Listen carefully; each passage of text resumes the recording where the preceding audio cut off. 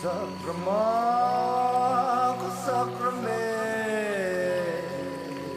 anmasane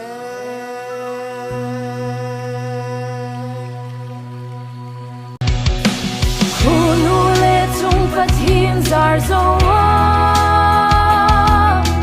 rung le vai tui thing lim lo tlam tu ngalim ngatun nga shang sa sa ha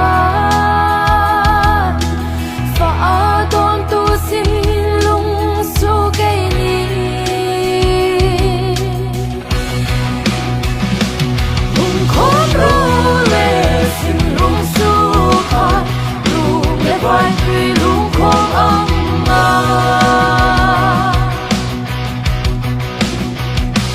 rung te sam si